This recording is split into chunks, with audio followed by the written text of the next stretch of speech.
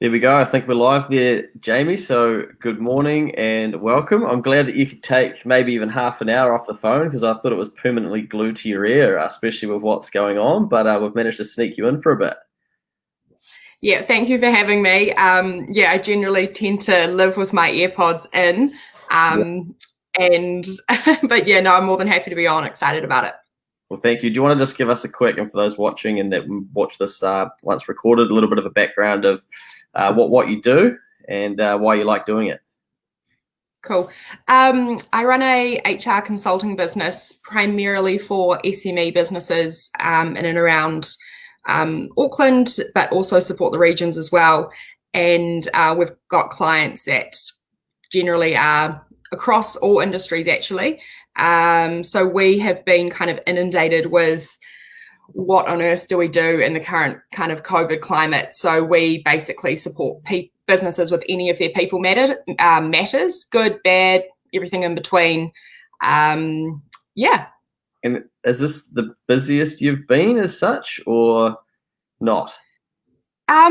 It's definitely been pretty hectic. So it really depends. You know, we work with some clients in a long-term capacity where we really act as the HR partner. And then we also do project work for clients as well. So it's more that it's changed. I think it's been consistently pretty busy over the last couple of years. I founded the People Project 2.5 years ago, and my background has been consulting with SMEs, but working in corporates as well and HR teams. So I've got a bit of a background across both worlds. And it's the work has completely changed. So the focus now is really around survival rather than all the nice to haves that you come into HR. So in HR, you have the nice to haves being leadership development, talent, how we can do some of that really good proactive work, which is fun and interesting, but it's also the first type of stuff that gets cut when businesses are keeping an eye on the costs, and the focus shifts to how do we survive, who do we need to keep, can we keep everyone we want, or do we have to restructure? As well as it can also drive, there has been a bit of an increase in terms of performance issues and things as well. So that's kind of been the focus for at least the last 6 months. Yeah. So have you lost a little bit of work in terms of some of the nicer to do type work, or got colleagues and stuff that are losing that too because businesses are pulling away from some of the fancy spend? Yeah, absolutely. There's been projects that have been put on hold in that space, and it's been replaced with us picking up clients who we may not have worked with in the past. So we've picked up quite a number of new clients, really just to support them through restructuring and making sure they're doing the right thing by their people, all with good intent, which is awesome. Generally, businesses that don't have the right intent won't call HR to help. They'll just kind of do it themselves and probably bugger it up. So definitely some of the nice to have stuff we have, but with our regular clients we partner with, we still maintain doing some really cool proactive work, which is great. So I still have a nice balance. I'm not living in the negative spiral all day, every day, but I also quite like that work because I know that I'm adding value to people who struggle with it. So that's why I actually really enjoy that personally.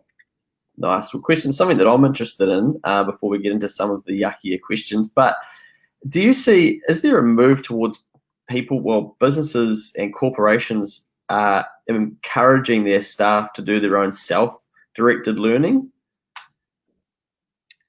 It's probably a no then. No, I haven't actually seen a huge amount of that.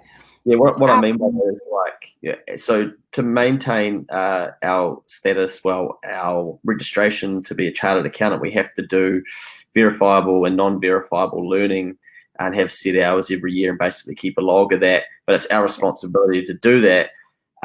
And that education doesn't just need to be within the accounting industry. And I've actually found that the education that I get from outside of the accounting industry and then bring into my role has actually probably helped me more than actually sticking to some of the accounting stuff. And I was just thinking, as a concept, it probably seems quite smart for businesses to encourage their staff to go, hey, we need you to upskill, we need you to develop yourself, go out and do it. We don't really care what you're learning about, just prove that you are doing some learning. That's, I guess, what I'm asking. Does that happen? I think that happens always with a certain type of person. So people that are genuinely interested in developing their own careers take charge of that themselves. But I don't necessarily think that when businesses push that, people actively take it up. You'll find that the people that are already doing it continue to do it, and those are the people that most businesses consider their talent, because they are going outside of their scope of just their job. They do genuinely care. They want to be better, learn more. So those people are always in businesses, but I don't necessarily think businesses are. I haven't seen anyone actively promoting that. When they do, I have probably heard the flip side. I can think of one client in particular. They always try and push this type of thing, whether it be going to networking events, they make things available for their staff. And one of their frustrations is that they don't take it up. And I think that, that partly goes with the type of workforce that they've got as well. And they're all pretty busy jobs. So I think they just, getting people to care can sometimes be quite hard. Yeah, I suppose because it's probably seen to be extra to their job, right? So they I think the mindset a little bit of a lot of people I talk to is, well, I do my 9 to 5 and that's what I'm paid to do. Why should I do more? And I think that is the wrong mindset personally, but it does seem to be quite prevalent within a lot of industries. So I'd imagine that's something that employers are struggling with no matter how big their business is. Yeah, absolutely. And it is totally the wrong mindset, because if you really want to grow and evolve and develop, you need to take charge of that yourself. I see when we do restructures for clients, people that can often get made redundant, whether it be the right way or the wrong way, are often people that haven't evolved over time. And there was, one thing sticks in my mind from a few years ago. I did a restructure with a client, and this person just didn't evolve for years and years and years and did the same thing. And technology took over, and it was, for the most part, I see what I do as a job, So, but this particular individual kind of stuck with me because I just thought you really would, he had a lot to offer, but he just didn't evolve. And I thought you just really could have done that if you had adapted and started to think about the future a bit more. And it was really heartbreaking when we had to just establish his role. But yeah, you've got to take charge of that yourself. Well, maybe this slowdown in the economy and just this shake-up might be the shake-up that people need to realize that they need to spend some time investing in themselves and actually evolving, hopefully.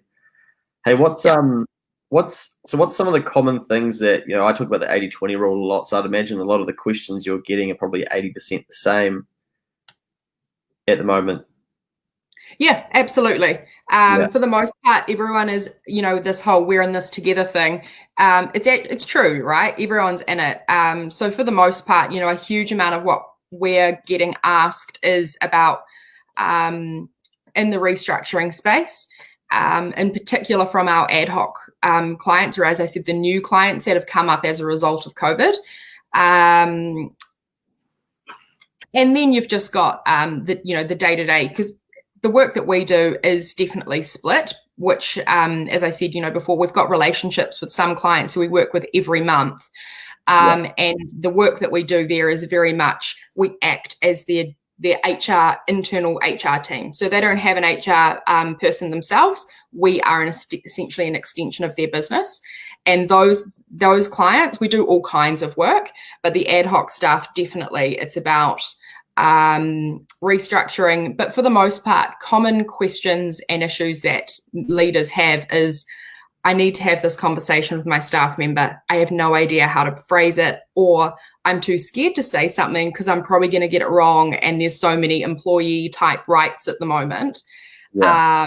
So helping people structure conversations. Sometimes I say to people, I feel more like a communications consultant than anything else. Because I pretty much, the amount of times I say, have you actually said that to your staff member? Or have you actually communicated that? Go away, communicate it, and come talk to me. I just feel like I say communicate all day, every day. Is that because the just not having the conversation because they're probably worried about whether they're going to get a PG or a personal grievance for people listening, or some sort of blowback from the conversation. So, but they're actually approaching it from the right angle. They just haven't had the conversation. Absolutely. Yeah, people are just scared of what the blowback could be or if they're allowed to. There's a lot of noise out in the market now. I think that broadly, and look, we work for businesses primarily, but we do support the entire workforce of companies as well. So it's, it can be a fine line, but I think for the most part, business owners do feel trapped. What they can and can't say. They hear these horror stories in the news about, employees taking them to court, and they may have had a bad experience in the past, and then they feel fearful of falling into that trap again. But, I'm a big believer in setting really clear expectations with people and over communicating. You cannot communicate too much, and just be a good person. Like, it's not that hard. Yeah. Be a good person. That's a pretty good rule. Yeah. And so when you say over communicate, is that like documenting it all so that there's a very clear record of that? Yeah, if you're talking about issue management, which it might be around performance, misconduct, or change management, definitely document everything. Document everything and talk to staff. I like to say, in particular when it comes to performance, a staff member should never come into a performance conversation or a disciplinary meeting and be surprised. Yeah. Because and to alleviate that, that's because the manager or the leader has set clear expectations up front. They've had like micro conversations, or they've given them feedback that's constructive.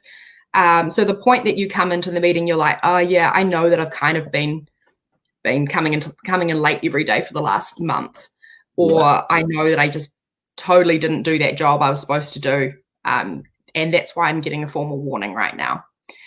So that's what I mean. It's about setting the scene early, and that really helps leaders. It also means, I often say to people, giving someone feedback shouldn't be a scary thing. And why is it?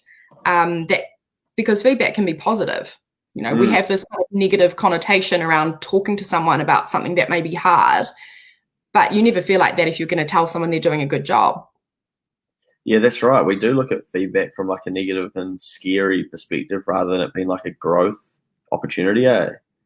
Absolutely. And the more you do it, the better you become at it as well. So if you say, okay, I'm going to really focus on myself as a leader and commit to telling my team how they're doing, that means you're giving a good piece of feedback and maybe a bad piece of feedback each day. We'll use that as an example. It means you get better and better at it. And it means that the good stuff is balanced with the bad. So the whole thing doesn't become as fearful, and it's practice, right? You're never going to be good at it straight away. You're not going to lose that weight if you don't go to the gym regularly or whatever it might be. It's exactly the same in terms of just being consistent with your practices as a leader. Make a commitment to consistency. Are there any don'ts that you would like say, do not do this? This is the number one thing that you see people do that you're like, what have you done? I do hear some pretty funny things sometimes, which makes my job enjoyable. Not that it's at the expense of others, of course, but it is. People do say some pretty dumb stuff. Without getting specific as such, I would say, sometimes a good test is, would you say that to a friend, or would you say that to your mum? That's kind of sometimes a good one. Or how would you feel if someone said that to you? So before you say something, stepping back and actually going, oh, actually that would make me feel pretty bad. But also, I think, it's just probably about thinking before you speak. One of the tricks that probably we don't talk about too much, it's not a trick, right? It's something, a trap, is, and this is a hard one actually, is managers, you want to connect with your people, right? And sometimes you can cross a line to being too jovial and fun. And look, I do this with my team actually myself, and then I'm like, Jaime, just rein it in. but it's just being sometimes a little too casual, but you want to have the relationship with them. But sometimes jovialness or joking around can cross a line to being inappropriate, and people forget that, or they forget the weight of the job you're in. So, for example, I'll often say to CEO or an executive team member when they're saying that, oh, they're got a really close relationship with their team, or they might say something, I'll often say, just bear in mind the weight that what you say that joke with is quite significant to somebody much more junior in your department. Because when someone says, a peer or a team leader says something because you've got a good relationship with them, maybe it's a crass joke. And then your CEO or the head of the department says it, it's like, oh, is that maybe okay or not okay? So just sometimes thinking about the weight of what your comments bring as a senior leader in a business. And I think we forget that because we want to connect and especially if you want to have fun in the workplace, there is a line. It's not to say, oh God, I've got to worry about everything I say. You don't want it to get to that point. But it's something to just be mindful of.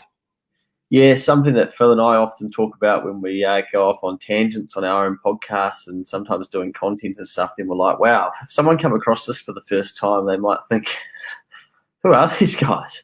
Are they pretending to be accountants? Yeah.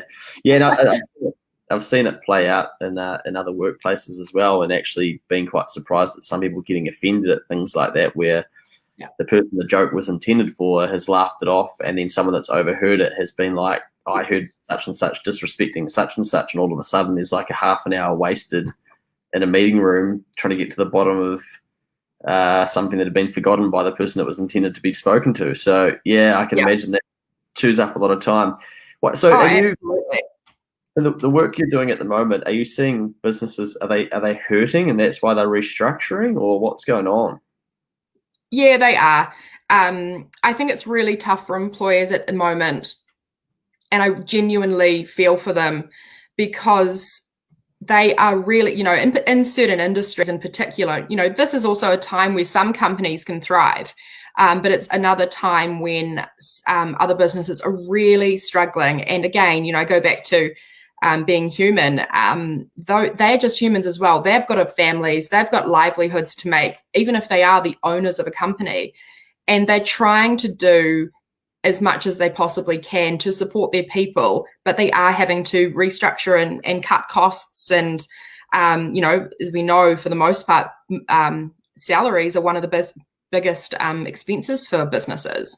So I think that the hard part is that business owners are trying to do the right thing, but in some instances, staff are feeling aggrieved because this is happening to them and it's a huge impact, and they have mortgages to pay or families to feed.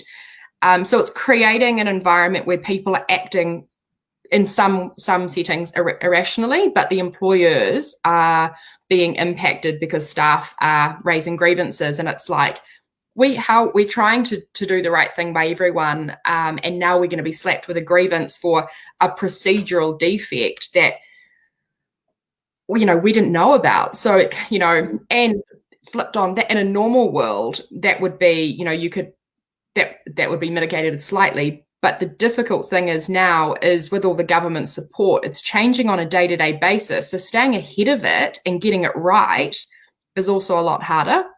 Yeah. So unfortunately, some people are falling into the trap of doing maybe the wrong process, and then staff jumping on it and raising grievances.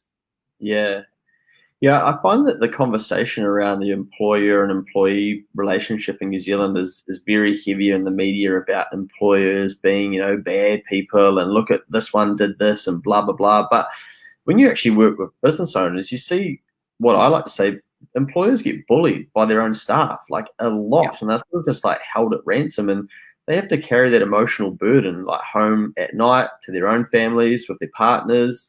And they have to financially fix it to remove the problem. And there's people just taking the piss. And it upsets me, as you can probably tell. But how do we start to change that conversation or perception? Who knows? Yeah, I completely agree. It really racks me up. Not because I'm not, for the employee, because I am, and I know that there are employers out there that genuinely do not treat their people well. But for the clients that I work with, they all have good intentions. And it's exactly that, held at ransom and people with completely unrealistic expectations. And there is this, you never hear in the news how business owners are struggling. It's all about how the staff are left out on their own and everything. So yeah, in terms of changing the narrative on it, I think, yeah, look, it's that part's hard. Is it about getting more, businesses to speak up, or I'm not quite sure. But in terms of business owners dealing with it in the day to day, that's what I mean about. I think you need to be courageous in the conversations that you're having, and not, if you've done the right thing for your business and for the most part followed a process. If you're dealing with an employee issue, then back yourself and go, actually, I'm not going to have someone take advantage of me like this. Yeah. And if it goes really south, because sometimes they're just trying it on. And that's what I mean about communicating with people. Communicate with people and tell them kind of what's going on early in the piece, because it helps you adjust to what's going to potentially happen. And any change, COVID, restructuring, the world that we live in now is change, right? It's changing the way we live, changing the way we work and operate. People go through the grief cycle, which is essentially a sense of loss, right? Its cycle's been created by Elizabeth Kubler-Ross years ago, and it was to do with grief. But it's really the same process for change, and you go through the stages of, denial through to anger, and you can chip in between the stages, isolation, and all the way through to acceptance.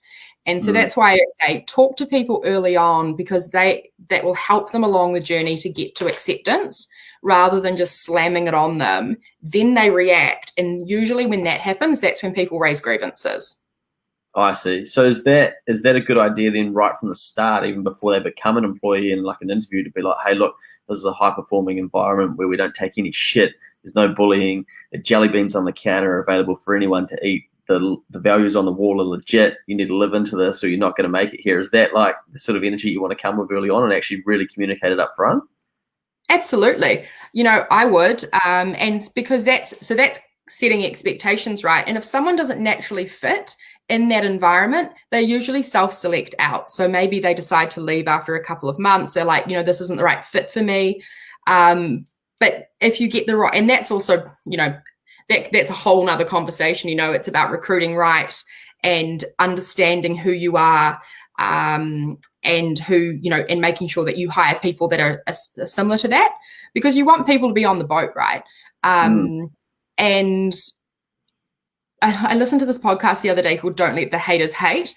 And it's basically just like not spending all, we tend to spend our time with low performers because they drain a lot of our time.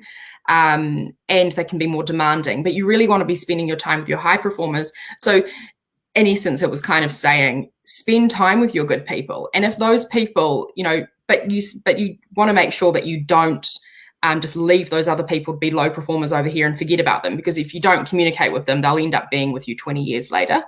But yeah, setting expectations. This is the culture. This is how we roll. If you're into it, awesome. If you're not, maybe not the right place. Yeah. So there's just clear expectations from the beginning.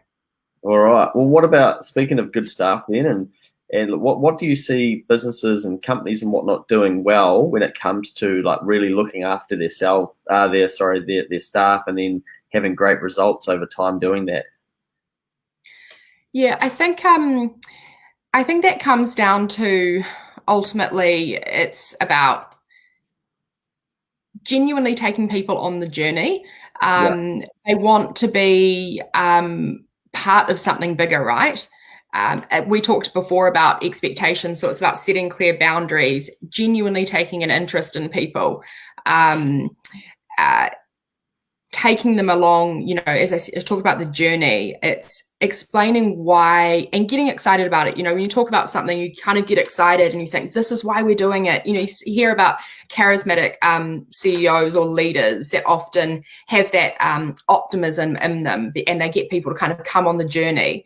I think that that's really important, because young people in particular in the workforce now, they want to feel connected to something bigger than themselves. And what that doesn't have to be significant, like you're giving back to a charity or anything, but it is that you are genuinely adding value, and that this is where the business is going, and this is what I want to be connected to, rather than I come to work and I do a job to get my paycheck. So in terms of retaining people, in particular young staff, it is about showing them that you're genuinely interested, leading with authenticity, listening to them. You know, when you're in a meeting with someone, put your phone away or your emails. You know, it's really annoying when people do that, because as soon as you look at your email or you look at something else, if you're not present in the moment, it makes someone feel like I'm not actually as important as this email that's come through. And we actually all do that. But if you can reduce the amount of time you do it as a baby step, that would be helpful. Because I actually made that one of my goals. I did this course, I don't know, like 5 years ago. And I made it one of my goals. I was like, you know what? I'm just going to keep it simple. I'm going to always be present in a meeting. In saying that, I admit I've slipped recently, because I'm like, I've got so much to do. I've just kind of got to get it all done. But then I know I feel myself doing it, and I'm like, stop, just be in this meeting, because it makes people feel that you actually are worth their time. And that really significantly helps in terms of staff retention. Yeah, that's awesome. One thing I've tried to get better at is, two stages. One's just, quite often I used to just leave my phone on the table but turn it upside down, and it's become everybody's favorite trick of like, oh, look, there's my phone, but it's upside down. Well, it still vibrates and it still rings, and you still grab it when that happens. Or everybody still knows when it's vibrating on the table and your table's shaking and you're like, obviously your phone's ringing. So I got taught, you know, put your phone in your pocket out of sight for the person you're dealing with, because then you're not putting that barrier up of like, oh yeah, actually, if this phone does something, I'm going to respond to that. And then I'll take it a step further. Sometimes we'll actually just put it on airplane mode, because I don't want it to vibrate in my pocket. And although they might not know, I'm subconsciously thinking, who is that? There's some dopamine rolling through me. So it is like, it's almost, you got to almost unwind it, right? But yeah, I think it's really, really important for people. I'm just going to put this comment up from Ben here, because he says, I think what adds fuel to the fire is lawyers marketing about unfair dismissal and not having to pay the bill if they don't get some sort of compensation. And yeah, he's probably right? Because lawyers are seeing a way for them to themselves to get a bit of work. And then people are going, oh, well, what is unfair dismissal? And, oh, maybe I got treated poorly, or, hey, you can't fire me anymore. That's not how the game's supposed to work. Someone needs to give me some money, which is quite sad when you think about it. Oh, absolutely. And that's the other thing at the moment, in particular, because it's so prevalent that businesses are having to look at costs and restructuring. There is so much information out there about what you should and shouldn't do. And most of it's inaccurate. So staff are saying, well, I read this on Stuff, and this is, you can't do that. And it's just like, what? You know, and so you've got to kind of sift through all the information, and then of course employers are reading it, and it becomes kind of scaremongering as well. But you're right, that's totally a marketing tool. You know, they want the work, and not just in saying that, experience that I've had with lawyers, generally they're pretty good. They are pretty reasonable. It can sometimes be hard when you've got.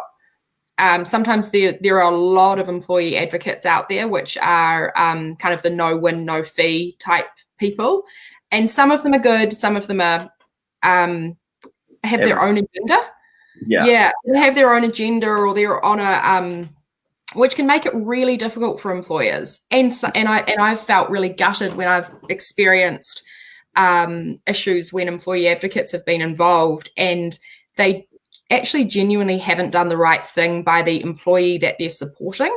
And that really upsets me, because I just think, oh, you know, this person's here for you, and they're not doing the right thing by you. And that can be really heart-wrenching as well, because the employee genuinely should have someone that's in their corner. I see, but it's probably somebody that's just chasing a dollar, if we're honest.